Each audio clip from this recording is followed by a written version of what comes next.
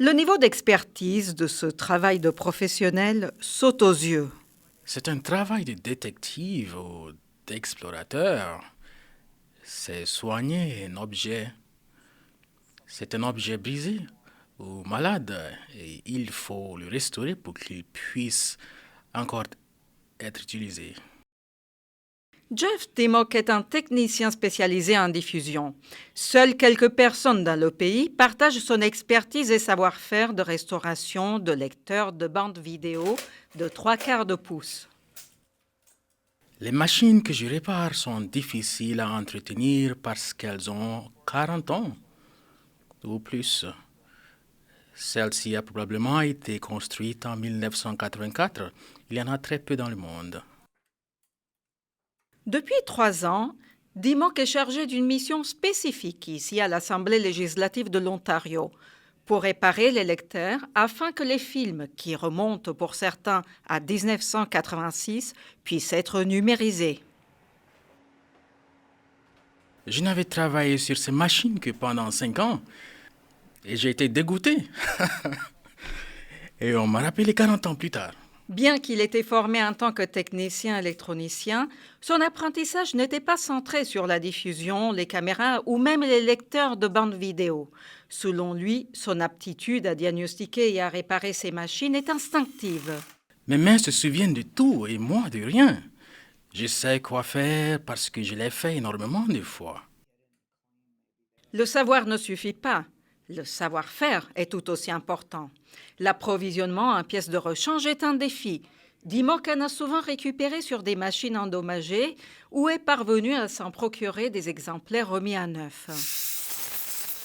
Chaque réparation permet à son équipe de progresser encore un peu vers la fin du processus de numérisation pour lequel le temps est compté.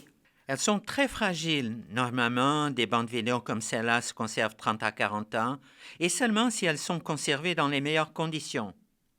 Près de 10 000 cassettes vidéo ont été entreposées hors de l'enceinte parlementaire dans cette salle sécurisée à l'environnement contrôlé. Elles étaient ainsi préservées jusqu'à leur prochaine lecture.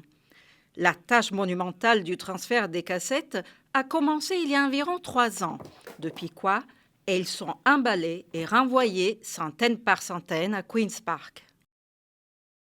On insère les cassettes dans un lecteur et le flux vidéo est numérisé. Il nous est arrivé d'en faire tourner 6 en même temps. Cependant, ce processus n'est pas sans difficulté. Si la bande vidéo est endommagée, pliée ou si des choses affectent la qualité de l'enregistrement.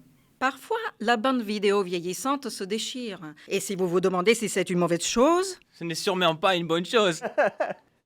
la conservation des archives vidéo est primordiale aux opérations quotidiennes de l'Assemblée. Elles permettent d'enrichir en son et images le contexte historique des affaires de la Chambre. Le journal des débats n'indique pas le ton des déclarations. Imaginez que vous lisiez quelque chose et pensez que c'est dit sur un ton particulier, mais c'était peut-être dit différemment. Sans l'enregistrement, on perd beaucoup de contexte. Le journal des débats est la retranscription des affaires de la Chambre et l'équipe de télédiffusion l'utilise comme repère pendant le processus de contrôle qualité. Ce jour-là est couvert par 5 cassettes et je confirme qu'elles ont des codes temporels, des sous-titres, l'anglais sur la première chaîne et le français sur la deuxième. Cela implique de regarder des débats vieux de dizaines d'années. Regarder chaque vidéo, chaque heure.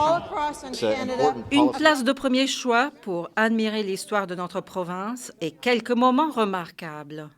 La grève des enseignants quand j'étais encore à l'école, la tragédie de Walkerton, la crise d'Oka, je revois tout ça. Mon moment préféré, c'est quand un député a mentionné la séparation des Spice Girls. Pour aider M. Lastman, pour aider le maire, qu'on débatte de l'avenir des Spice Girls.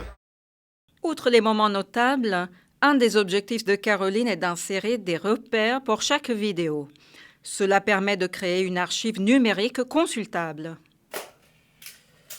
Effectuer ce projet en interne était la solution la plus économique. Et il reste encore beaucoup à faire. C'est un processus qui est très long. Ça fait quelques années, je vérifie encore des fichiers. Nous avons terminé 4 années sur environ 40 années d'archives. Toute l'équipe est fière, à juste titre, de ce projet. Chaque jour, la pile de cassettes traitées s'agrandit. C'est dommage, mais ces vieilles cassettes ne sont pas faites pour notre monde moderne et elles seront recyclées après tout ça. Et la suite pour Dimok? À présent, officiellement à la retraite, il a troqué son soudeur pour des cordes et vit sa passion, la musique. Il fait le tour de la province, guitare à la main, pour jouer avec différents groupes. Ce sera un mix de rock and roll. Et s'il m'appelle pour jeter un œil à une machine, je dirais sûrement oui. Anwar Knight, pour l'Assemblée législative de l'Ontario.